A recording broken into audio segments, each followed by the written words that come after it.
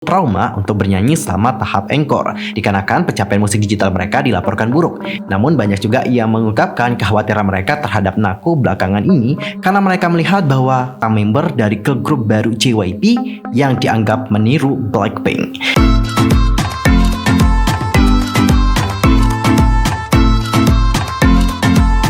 Annyeonghaseyo Chungudul, Yusokim Emnida, welcome back to my YouTube channel. Nah, gimana sih kabarnya hari ini? Baik-baik aja dong ya. Dan buat semua yang lagi dalam kondisi nggak baik-baik aja, keep fighting guys, don't give up. Well, untuk hari ini kita akan ngebahas tentang topik-topik yang lagi hangat banget diperbincangkan oleh para K-popers. Apa aja topiknya? Wait, tahan dulu. Sebelum kita ngebahas tentang hal itu bersama-sama, pastikan dulu untuk tekan tombol subscribe, bunyi loncengnya, serta jangan lupa juga buat like, comment, dan share kepada teman-teman yang lain. Dan berikut adalah pembahasan selengkapnya. Oke guys, untuk berita pertama kita akan mulai dulu membahas tentang Momo Twice yang mengkhawatirkan penggemar setelah tampil gugup saat encore stage untuk Scientist. Nah, pada tanggal 19 November, Twice telah mencetak kemenangan pertama mereka untuk Scientist di Music Bank. Banyak yang senang melihat Twice meraih penghargaan pertunjukan musik pertama mereka, dan banyak yang mengantisipasi penampilan encore girl group dari lagu tersebut. Setelah menyanyikan dua baris pertama untuk Scientist, Twice mengumpulkan alat peraga untuk penampilan encore mereka. Para member Twice mengenakan kacamata konyol dan tertawa terbahak-bahak saat mereka saling memandang. Karena mereka sibuk mendapatkan alat peraga mereka, beberapa baris di Scientist tidak dinyanyikan. Di Music Bank, panggung encore harus dinyanyikan 100% secara langsung oleh artis dan gak ada vokal latar untuk mendukung para idol. Nah, ketika member dari Twice selesai mempersiapkan alat peraga mereka, para membernya berterima kasih kepada pendukung mereka dan mulai bernyanyi sekali lagi. Pertama, Jui menyanyikan bagian pre-chorus, lalu Nayeon dan Jihyo menyanyikan bagian chorus. Namun, para anggota mulai tertawa dan juga bercanda satu sama lain bersenang-senang di atas panggung.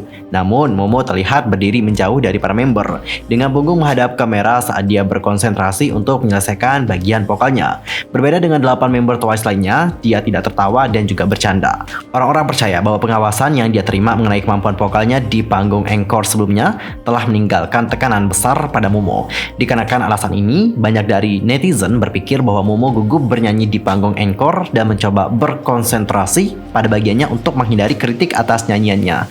Nah, seperti yang diketahui bahwa pada Juni 2020 yang lalu, Momo telah menerima banyak sekali reaksi keras atas vokalnya setelah penampilan encore Twice yang More and More di show Champion.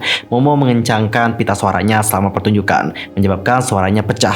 Dan pada saat itu, Momo tampak malu tetapi menertawakan situasinya.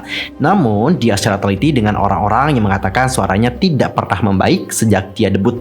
Twice secara keseluruhan juga dikritik pada Juni 2021 saat mereka mempromosikan yang pre-alkohol. Pada saat itu, para member tampak gugup nih untuk bernyanyi selama panggung encore, dengan netizen yang mencatat bahwa mereka tampak tersenyum canggung saat di atas panggung. Saat itu, suara Cheong dan juga Jonghyun pecah saat bernyanyi. Hanya Nayeon dan Jihyo yang menerima pujian untuk vokal mereka. Orang-orang juga percaya bahwa girl group tersebut trauma untuk bernyanyi selama tahap encore. Kembali pada bulan November 2020, selama era I Can't Stop Me, Twice juga tampak takut untuk tampil selama panggung encore di show Champions. Mereka punya wajah yang lurus dan juga baru mulai membuat lelucon setelah menyanyikan bagian mereka. Orang-orang juga mencatat bahwa mereka akan mencoba berbagai teknik untuk mulai bernyanyi. Misalnya nih, anggota akan meminta orang lain untuk berterima kasih kepada penggemar mereka dan juga membagikan pemikiran mereka, atau mereka akan berulang kali menguji mikrofon mereka. Di sisi lain, comeback Twice baru-baru ini juga tak semulus biasanya, dikarenakan pencapaian musik digital mereka dilaporkan buruk, di mana title track untuk Scientist bahkan tak memasuki top 50 di chart digital. Namun, Twice masih memperoleh pencapaian yang mengesankan di pasar Amerika Serikat. Pada Senin, tanggal 22 November, Billboard mengumumkan tanggal lagu Billboard 200 untuk minggu ini. Album dari Twice yang Formal of Love memulai debutnya di nomor 3 di Billboard 200. Angka dari Nielsen Music juga menunjukkan bahwa album tersebut terjual sebanyak 66.000 unit dan 58.000 diantaranya adalah penjualan murni untuk CD dan digital, sedangkan untuk 8.000 unit itu dikonversi dari 12 juta streaming. Pencapaian ini juga membantu Twice memecahkan rekornya sendiri mencapai peringkat tertinggi di Billboard 200 setelah mendapatkan posisi nomor 6 dengan album Taste of Love yang dirilis pada musim panas ini. Dan ini juga merupakan lompatan yang luar biasa bagi Twice. Tahun lalu, girl group ini juga telah mencapai nomor 72 dengan Eyes Wide Open dan nomor 200 dengan More and More. Tahun ini, album ini langsung naik ke 3 besar tangga album bergengsi di Billboard. Formula of Love juga menjadi album dengan peringkat tertinggi di antara girl group K-pop di Billboard 200 pada tahun 2021. Twice juga menjadi girl group Korea pertama yang punya dua album di Billboard 200, yakni Taste of Love dan juga Formula of Love. Kabar baik dari Twice di Billboard 200 ini juga menjadi semacam penghiburan bagi Once. Di panggung Music Core pada tanggal 20 November dan Inkigayo pada tanggal 21 November, Twice kehilangan piala number one mereka dari IU dikarenakan kalah skor digital. Namun mereka juga berhasil membawa pulang trofi Music Bank, dan hal ini juga sempat menuai komentar dari netizen Korea. Adapun netizen berkomentar, Twice baru-baru ini kehilangan popularitas mereka di Korea, tetapi meningkat di Amerika Serikat. Jika ini yang kalian sebut flop, aku juga ingin seperti ini. Mencapai nomor 3 di Billboard 200 tidaklah mudah. Twice telah menerima puluhan desang. Mereka juga telah melewati masa ke masa mereka. Itulah sebabnya mereka tidak spiral yang dulu. Itu bukan masalah besar. Fakta bahwa penggemar masih membantu mereka mencapai angka-angka itu, meskipun sering melakukan comeback, membuktikan bahwa fandom mereka masih kuat. Dan aku juga sangat setuju dengan netizen Korea. Banyak yang bilang bahwa Twice mulai flop dan sebagainya. Tapi kalau kita lihat pencapaian mereka sangat besar ya. Terutama untuk masuk Billboard, itu tidaklah semudah yang dipikirkan. Dan aku juga benar-benar salut banget sama Once karena mereka terus setia bersama dengan Twice. Dan kalian lihat bahwa pencapaian dari Twice itu nggak pernah main-main. Pencapaian mereka begitu besar. Meskipun untuk sekarang mungkin ada penurunan di digital mereka. Dan cinggu, sekarang kita akan masuk ke topik yang kedua. Kita akan membahas mengenai ex-member dari IZ*ONE, yaitu Nako, yang baru-baru ini menjadi topik perbincangan hangat. Baru-baru ini banyak yang menilai bahwa Nako itu telah dibulai oleh member-member dari HKT48. Kenapa dapat seperti itu? Nah cinggu, sebelumnya pada April 2021 yang lalu, grup proyek IZ*ONE bubar setelah 2,5 tahun melakukan promosi, dan para member melanjutkan karir mereka sebagai artis solo, dan ada juga yang debut ulang di grup yang baru. Karena Nako sudah menjadi bagian dari HKT48 bahkan sebelum IZ*ONE didebutkan, ia kembali ke grup, dan ini membuat para penggemar tentu menjadi senang. Namun banyak juga yang mengungkapkan kekhawatiran mereka terhadap Nako belakangan ini karena mereka melihat bahwa sesuatu terjadi dengan Nako, dan ada juga berbagai hal yang menunjukkan bahwa Nako ini telah dibulai oleh member-member yang lain. Jadi setelah IZ*ONE bubar, Nako terus berkomunikasi dengan para penggemar di Korea maupun internasional. Secara khusus, pengguna online juga mengklaim Nako sedang diintimidasi, menyoroti bahwa Nako sebelumnya membagikan bahwa dia kehilangan AirPod-nya. Dan pada tanggal 19 November, sang idol juga telah membuat update terbaru bahwa dia sudah menemukan AirPod-nya. Tetapi cinggu, tempat dia mengambilnya atau menemukannya itu mengejutkan netizen. Nako mengatakan bahwa member dari HKT itu telah menemukan AirPod-nya yang hilang selama lebih dari seminggu, dan member dari HKT menemukannya di tempat sampah. Dan untuk para penggemar dari IZ*ONE pasti udah pada tahu betul dong bahwa Nako ini dikenal menjadi orang yang pelupa nih cinggu, dan dia juga seringkali salah menaruh barang-barangnya. Namun kali ini penggemar penasaran kenapa sih barang-barangnya itu bisa ditemukan di tempat sampah. Dan saat postingan tersebut beredar secara online, beberapa setuju dengan pengguna yang lain yang mengajukan kecurigaan mereka dan menyiratkan bahwa Nako telah ditindas oleh member-member Jepang dari HKT48.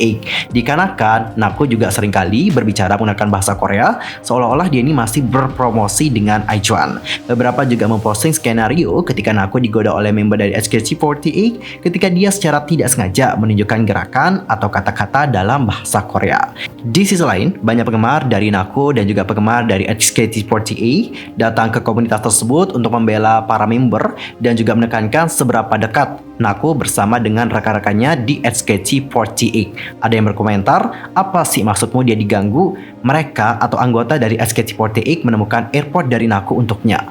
Lalu ada juga yang berkomentar, apa? Mereka adalah teman dekat loh, ini palsu. Lalu gimana nih opini kalian? Apakah menurut kalian Nako ini memang benar-benar diintimidasi oleh member-member Jepang yang lain, atau kalian tuh merasa bahwa Nako ini tidak pernah diintimidasi dan dia juga sangat dekat dengan member-member dari HKT48? Langsung saja sampaikan opini kalian di kolom komentar. Dan untuk topik yang terakhir, ini adalah topik yang lagi hangat banget diperbincangkan oleh para K-popers, yaitu tentang member dari girl group baru JYP yang dianggap meniru Blackpink.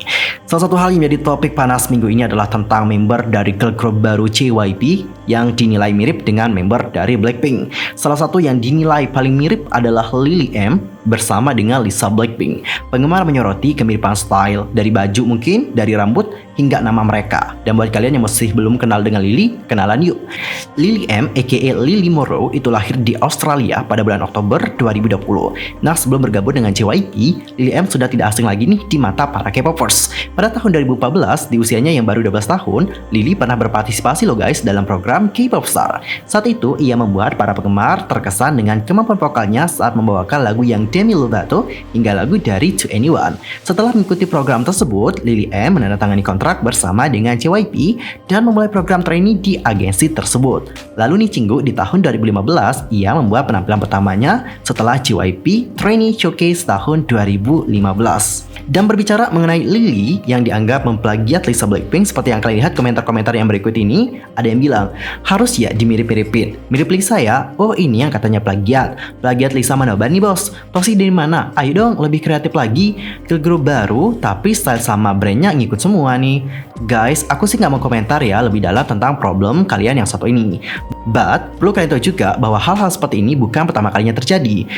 Dan member dari JYP New Girl Group itu bukan yang jadi satu-satunya idol yang dapetin kritikan dikarenakan mirip dengan member dari Blackpink. Sebelumnya di Espanya, penggemar juga memperdebatkan tentang kemiripan dari Ningning dan juga Jennie hingga dari Ningning yang dimiripin dengan Lisa.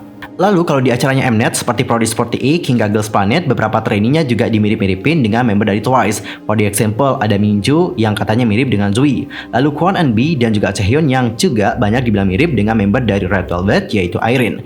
Sebenarnya hal-hal seperti ini sudah termasuk ke dalam media play. Apa itu media play? Media play merupakan sejenis permainan media yang kerap kali digunakan sebagai ajang promosi. Apakah itu untuk mempromosikan sebuah grup ataupun acara seperti acaranya Mnet. Dengan dibuatnya artikel-artikel yang menyatakan kemiripan antara member yang ini dengan member dari grup yang populer, banyak yang akan ngepoin mereka. Dan untuk responnya juga bermacam-macam nih Cinggu. Ada yang senang dan ada juga yang marah, tergantung bagaimana kepribadian dari kalian-kalian nih. For the example, kasus yang tadi, Mnet juga pernah dikritik sih dikarenakan memirip-miripkan Momo dan juga Jui dengan trainee yang berada di program tersebut. Ningning hingga Lily juga dapatin kritikan dikarenakan netizen yang memirip-miripkan mereka dengan member dari Blackpink. Namun Cinggu, kalau kau perhatikan ya, dalam kasus kali ini ada yang namanya double standar atau standar ganda.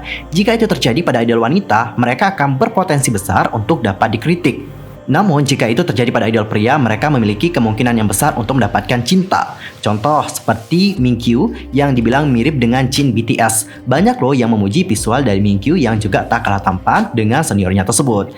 Dan khususnya untuk sekarang, K-popers itu juga mudah banget nih diadu domba.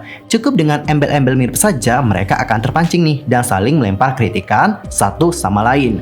Dan Cinggu, pada akhirnya yang menjadi korban adalah idolnya lagi nih Cinggu. Karena idolnya akan dikritik nih oleh orang-orang yang tak terima jika idolnya dimiripin dengan mereka. Lalu sampai kapan sih fenomena war ini akan terus berlanjut? Apakah budaya membenci dan juga memberikan hate comment merupakan budaya K-pop? Dan tolong sampaikan opini kalian tentang hal yang satu ini. Dan aku juga mohon sama kalian, yuk jangan war lagi antar satu sama lain. Mari kita menjadi K-popers yang damai, oke? Salam damai. Oke Cinggu, sekian aja untuk hari ini. Aku mohon maaf kalau ada kesalahan dalam ucapan, sikap, tindakan, dan sebagainya. I'm so sorry. Dan mungkin ada kesalahan informasi, jangan suka-suka untuk koreksi aku dengan cara komen di bawah. See you next time. Annyeong. Kamsahamnida. Goodbye.